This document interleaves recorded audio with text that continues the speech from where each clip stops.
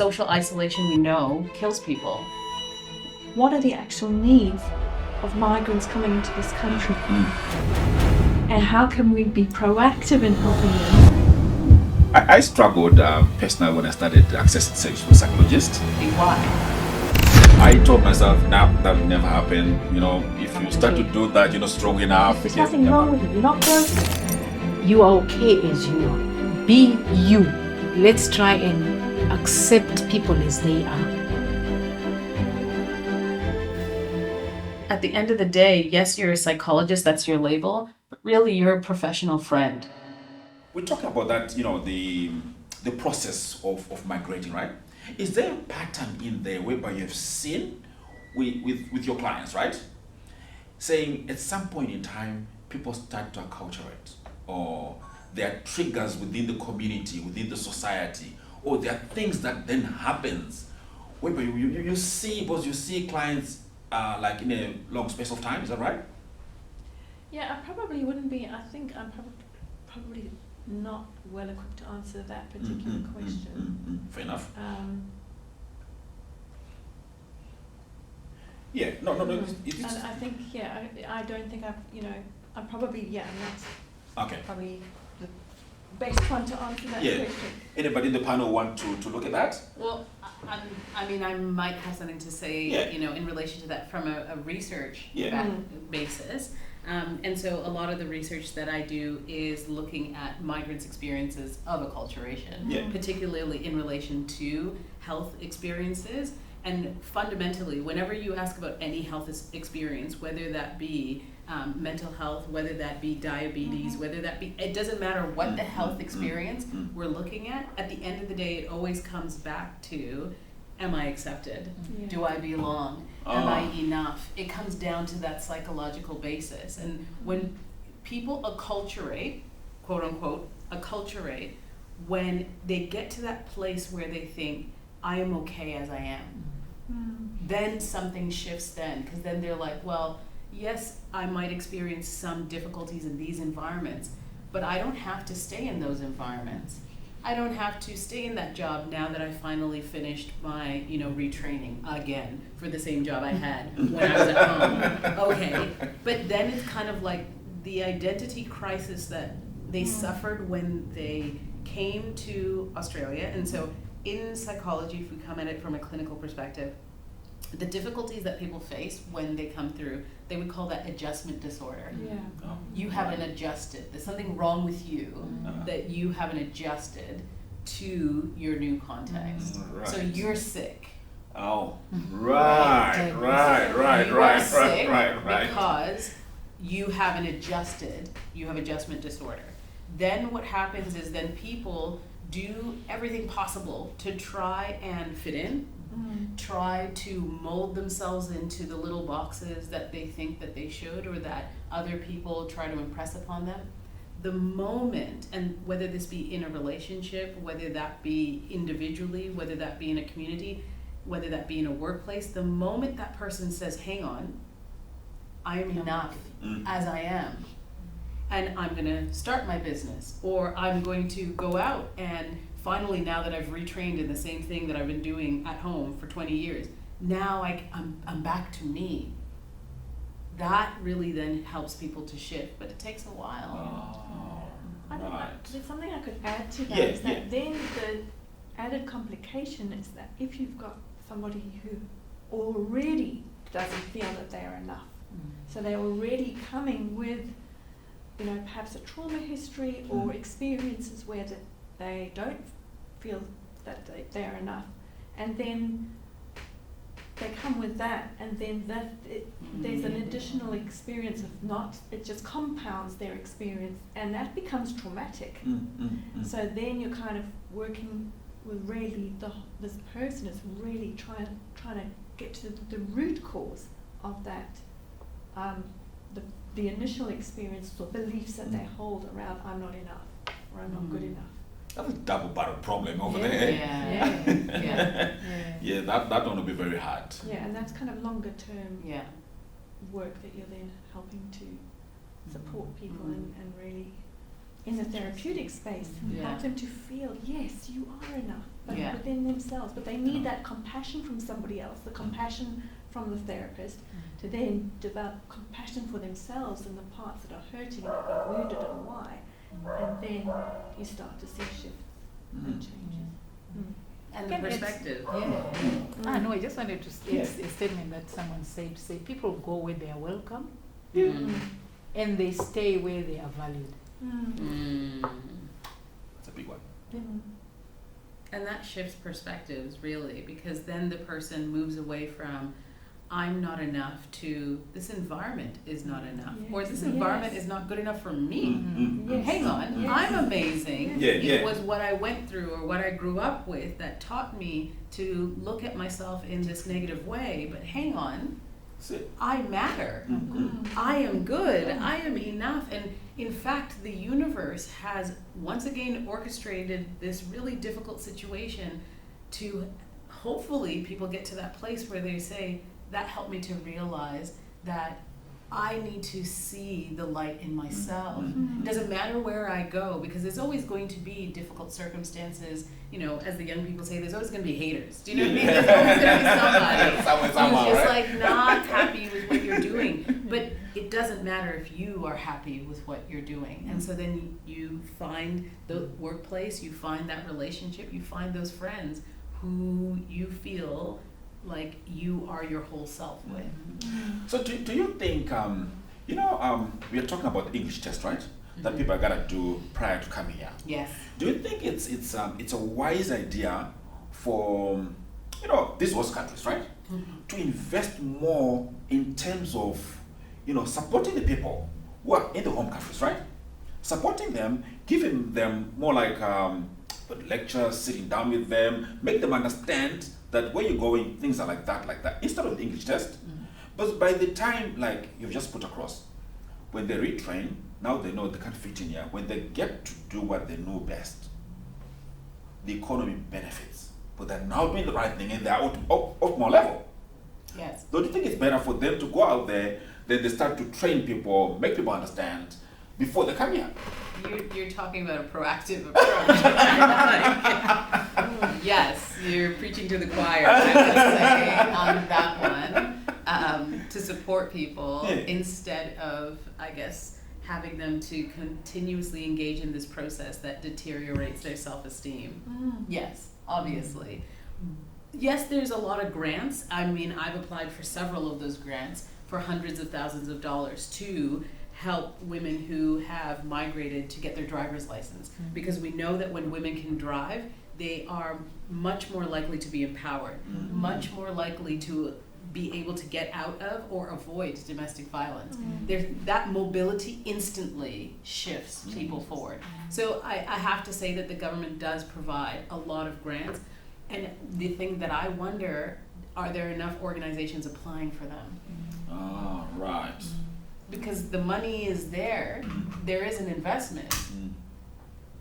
Who is applying for those grants and who's using them? Because I know the women that we've helped with driving lessons, it's changed their entire life. Yeah, that brings me to actually what I was thinking when we were asking that question, to say, should we expect the host countries themselves to do that, or we ourselves come up, because we know the needs. We know the needs. Because they don't know where we are sitting. They don't know. when They I'm don't. coming They don't. here, what I don't have and what I have. Because I actually came, when I came here, my son was a big basketballer. I always regret that. I did not know, because I did not have the information. But if we had some groups of Africans somewhere who can say, come, whenever you are new, come, we'll give you information. But there's massive information, but it's too much. But I don't even know. I would have emails, and I don't even know which ones to delete. My head is going like this. Yeah. But then if we come up with some initiatives to say, okay, those that are new in our communities, come, this is there, we have this, we have that. There are so many organizations though. And the thing is, like, so with what you're saying, it's like, so what is the gap? Because, for instance, I work with an organization called African Women Australia. I'm the acting president at the moment. how is it that nobody knew we were giving out driving lessons to African women who needed it? I know. So, like, why did nobody know that? Yeah. I didn't know that. You don't know, Right. yeah, exactly, correct, yeah. So there's a disconnect, 'cause Yes. Yeah. the government has the money and they're saying, okay, we don't know what the needs are. Please, Yeah. organizations, Organize yourselves. come and tell us what you need, we'll give you the money for it. I So it's the wonder- cohesion, maybe Uh-huh. it's us going out there knowing each other That's correct. and who is doing what, Yeah. so that Yeah. we don't even need to start another organization. It's just coming to Nashi, say, okay, Yeah. we've got women, we've got girls, we've got boys, That's we right. need this. What Yeah. do we do? I wonder if it's also because there are some, I mean, not all organisations, they're not even aware that that's a need, that would be a need. So there's a lack of awareness and understanding of what are the actual needs of migrants coming into this country, or coming into Australia. And so then how can we be proactive in helping them, and what is out there, and then working collaboratively around. I think there needs to be a lot more collaboration. I think that's the issue. So that we all know what's out there, and we're Yeah. all working around the same. Because the money is there. Yeah. Right now I'm working on a grant, and the entire grant program, I think it's like 25 million that the Australian government is like asking for people to apply for the grant. And I wonder how many people will apply. So Yeah. I'm applying with African Women Australia and with a couple other organizations, because I happen to have that skill of writing grants, but how many other grassroots organizations are doing that? The government says, yeah, we don't know, here's 25 million, please tell us what you need. Yeah. So do we need more like, I don't know, the awareness part of it? Getting out there, saying, you know what, guys, let's get out, let's do the awareness program. What do we need as a diverse, community, This is how it is. I mean, we've got like probably, some research around that to identify exactly where the need is. Correct, Is without that- a doubt, 100%. Definitely. The information is as to what is needed from people who need it. Yeah. Right? So like from my academic background, I Yeah. literally do focus groups with migrant and refugee people. Yeah. Literally sitting with them in a room. Yeah. What do you need? Then they say what is needed. I write down the recommendations, publish the paper, and then I sit what down. happens? But so, Then you need to hand over to me now. Yes. Then I go to grassroots, yeah. Yes. to the community. Yes. But you know that sometimes, you can have a situation whereby because we are coming in, you've got, what do you say, adjustment disorder, No. right? You've got adjustment disorder. Yeah. You are keeping yourself in a box. You Yeah. don't want to talk to nobody. Yeah. You don't want people to know that, don't I'm know struggling this. with this. Yeah. African. You're just It's going stigma. in and out and Yeah. sticking to yourself, but Yeah. you're struggling, Yeah. And that happens a lot. Yes. So do we go to the airport, so whoever's coming today, let's sit down? Or what do we get the statistics around that? Well, then I think it's the pathologizing of Yeah. immigrant experience. And then, Agreed. and so we need to depathologize that in the first place and say that it's normal, this is typical. You're going to experience this when you come. You may experience, but it's normal, it's okay. And it's okay then to receive help. There's nothing wrong with you, you're not broken. You're just, what's happened to you has resulted in this experience, and now we can help you, give you the skills and help you around that. But it's the stigma. Correct. Yeah, my brain will be just going. I'm looking at action right now because what do we do then? Are we saying can we get statistics to see how many people are coming in from certain parts of the world and We have the we've statistics got them? to say that people aren't doing well. And then the paper is published and we're all like, yes. But the papers are just to academics. Yeah. Right. The normal people, we Yes. don't see those papers. That is correct. We don't see those papers. Well- How do we get it out to the Well, people? I think first of all we need to look at academic institutions that are offering training Yeah. for counsellors, Yeah. psychologists, and perhaps there needs to be more education at that level. Agreed. That okay, this is a group of people who have these kinds of needs. You need to understand this. So you start asking the questions. A lot of people, practitioners, won't ask questions about, your experience if you're a migrant or even check out. Be Yeah. aware of that. Yeah. Yeah. if you come from a culturally diverse background. I And mean, what I was was your thinking experience? actually the other thing was I had this strong desire that I want to go to universities. Yeah. But you don't know where the pathways are because sometimes you work with. I won't believe you. I love that. I love that. My desire is always I've worked with students and I can see big gaps. But then because we've got also this thing privacy and confidentiality, you know, you can't address someone for what you're seeing, you know, but it's like these people need this. So, and then they say one thing that I really don't like is the EAP. They just flag the flyer. Go and talk to EAP. And we are coming from a background where I have to see a person. Yeah. I like that. Yeah, I have to see a person to see that I've actually been helped. Yeah. You know, and I need them to see me. Yeah, to and connect. Yeah, and to talk to me whilst I'm quiet, or to read what I'm feeling. Yeah. But then on the phone, how much of that happens? Yeah. And so my desire has always been not just those counselors, go and see the counselor at the university, but people who are coming there with a vision to say, give us all the Africans here, give us all the cult, give us all the people that are coming from international areas, and then we can talk to them. Absolutely. It's, very interesting. My second PhD, the project that I did there was actually looking at mental health care providers' cultural competence. How culturally competent are Australian mental health care providers? Yes. Was my core question. Yes. Wow. And what I found in one of the surveys that I did with mental health care providers, that only 25% said that they were ever taught anything in their mental health degree. So we're Wow. including social workers, psychiatrists, psychologists, counselors. Only 25% indicated that they were taught anything related to migrant, refugee, Yes. etc. backgrounds in any substantial way. Do you mean only 25%? 25%. The other thing was that they also indicated that they did not feel, when they graduated, they did not feel ready to engage with people from cultures that were different than their own. I saw the numbers, and of course, you could do much bigger studies. This is with 150 mental health care providers, but it's kind of like, wow.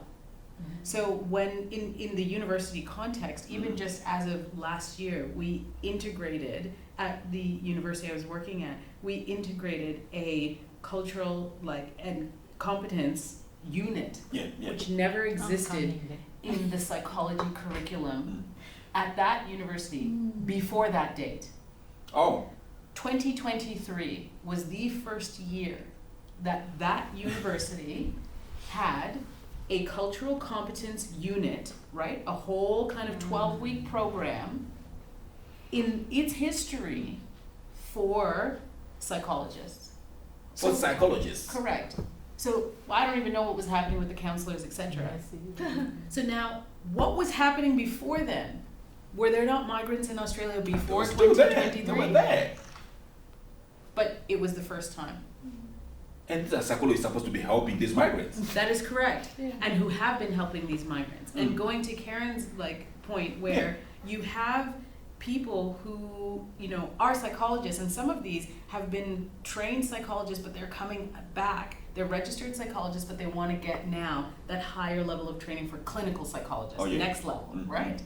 And these people have been psychologists for 10, 15 years. And in the lectures, I said, so one of the things you need to ask people is how race, ethnicity, migration has impacted on their well-being.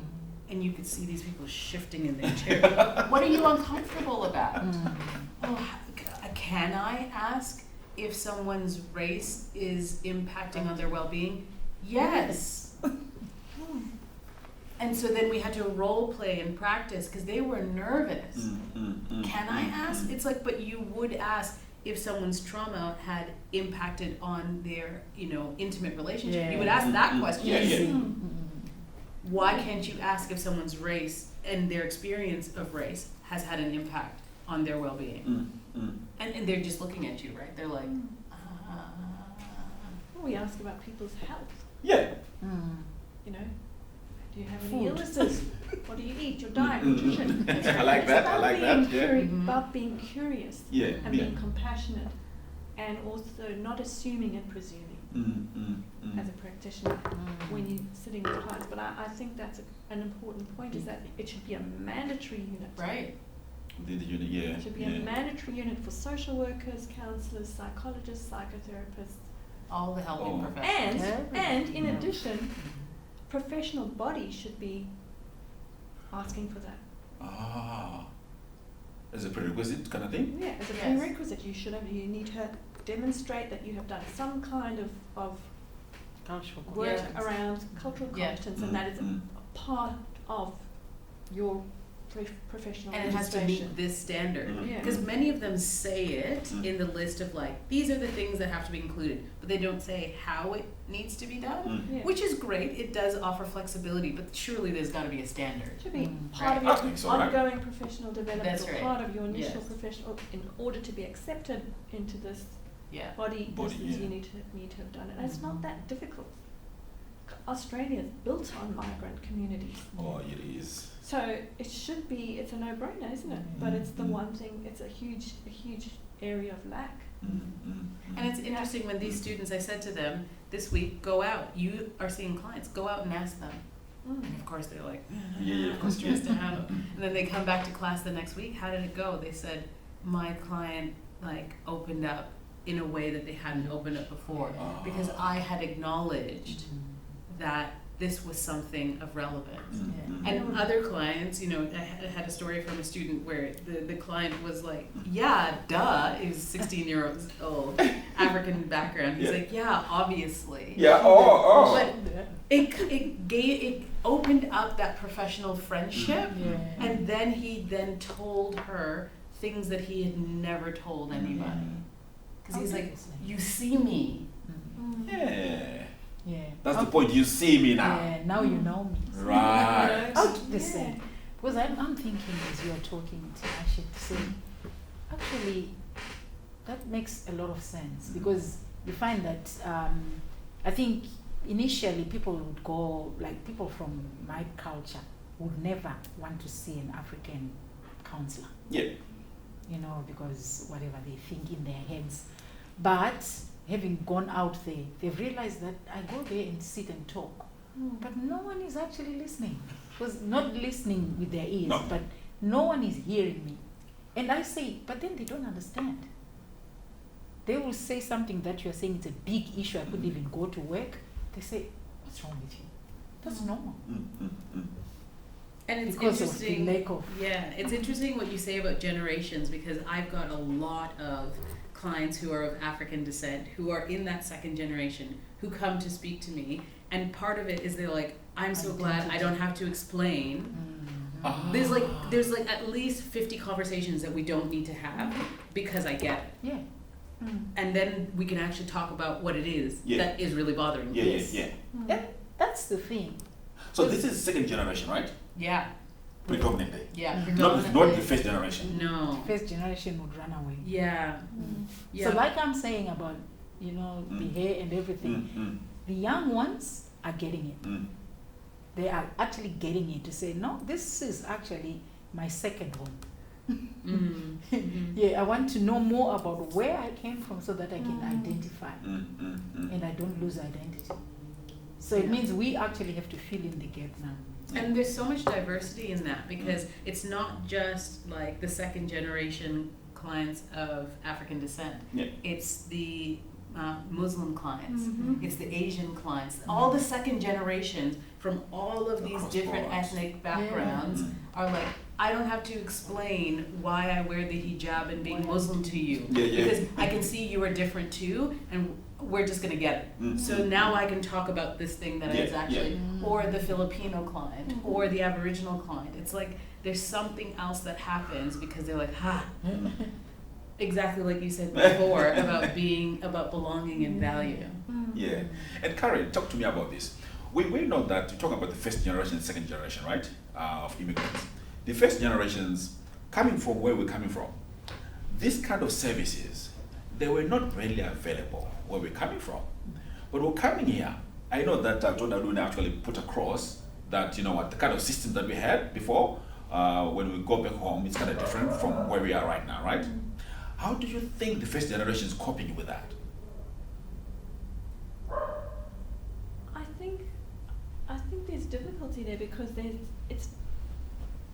because they're coming from a community-based culture where there's a sense of, you know, Ubuntu, we're all one, we're all experiencing one. Then you come here and now you've got to go and talk to a counsellor person, and sometimes it can be this perception that that person is kind of has more power than you, or is more superior to you, and or won't understand.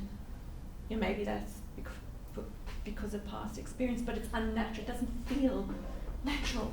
And then we have professions that are very in a way that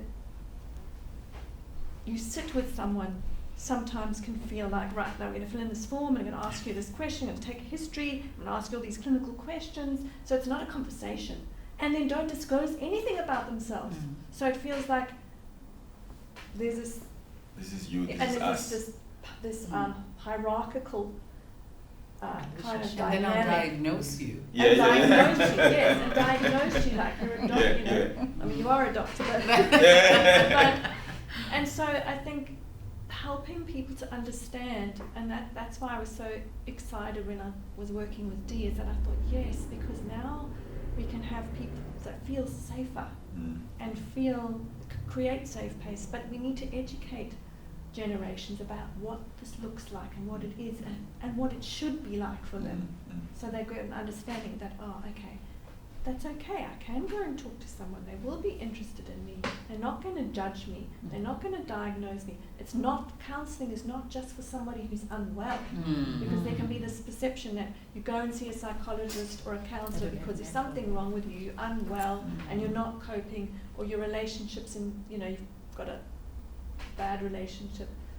So I think there needs to be some gentle education and support around that, and what does this look like, and as people have experiences, positive experiences, and hopefully, and as practitioners, I mean, I certainly know, I will try to I do share things about my story and my life, because there's a kind of reciprocity. It doesn't mean I'm taking up the session and telling them all about myself and all about my things, but it's like just a giving of myself and being me and human, not this clinical kind of person. And I think sometimes, particularly maybe new, inexperienced professionals might fall into that trap. I mean, well, from an indigenous perspective, they call it yarning. There's actually a yarning modality of psychology which requires you to give a bit of yourself. You can't just sit there and act like, you're up here and you have no problems. It's and like somebody whatnot. coming to you and saying, you know, and so how are you and how is your family? This is the client. Why are you asking me that question? Yeah. Why is that important to you? That would be, it's like, no, just saying. Yeah. And You know, often a lot of clients actually ask. They say, you know, Dr. Tinashe, so how do you deal with it when you are feeling insecure at work? So I'm supposed to say, no, we're not talking about me. I'm not answering the question. And then that dismissive. it shuts down the relationship. How can I expect others to be open? And I'm encouraging that and encouraging vulnerability, and I give nothing. No. So I answer honestly.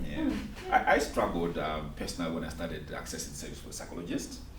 I told myself, nah, that will never happen. You know, if you start to do that, you're not strong enough. We can. I'm being honest. Can I ask you why?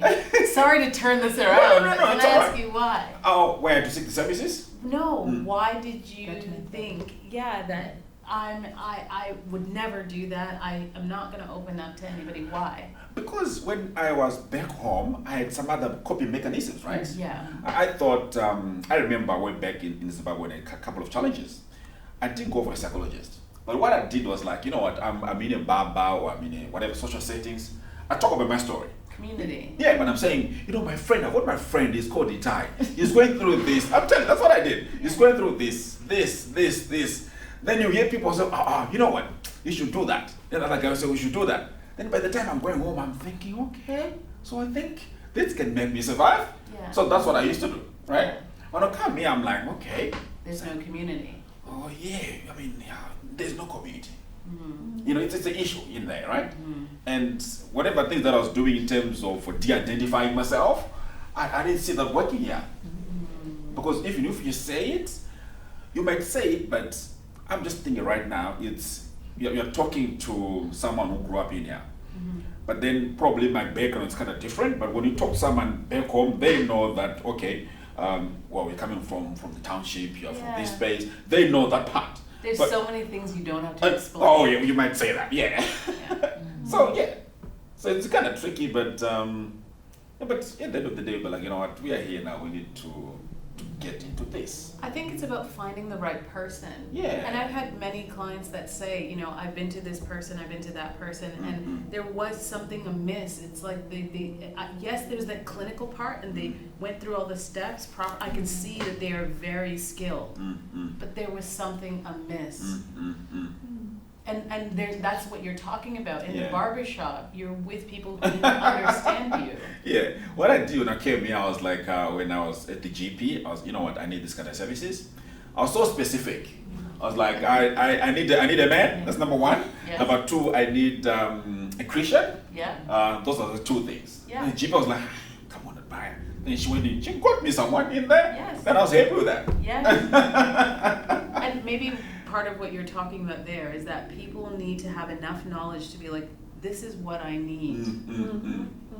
And maybe they don't realize that there are many of us out there of all sorts of different varieties. Yeah. That you can actually say, at least I need this, and you're probably gonna get it. Or if you go to McDonald's, you can get chocolate, whatever, then why not? But doesn't it come back to the idea of conversation? Yeah. Of having conversations and talking about these things and these issues. Yeah. Whenever you can, and opening up spaces so people can dialogue around these things instead of just. But Karen, it's kind of tricky. You talk about your challenges, you talk about these things, and probably you feel like, you know what, oh my God, this person's gonna be, you know, just hammer me on that, or they're gonna have, you know, my story is gonna be all over the community. You know, people have the kind of mindset. Yeah. And it happens as well. It does. But I'm talking about you know, not necessarily the specific problem, but about having conversations like we're having now, with other people.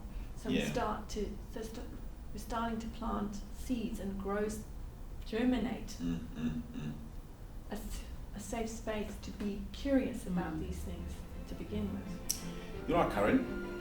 Germinating, seeding, that's what we're doing. Let's take a little break. We'll be back very soon. All right, you ready? Yep. Beautiful. The more Western a society, the more individualistic it is, the more capitalist and commercialized it is. We see a rise in anxiety disorders and in depression disorders and in isolation and loneliness.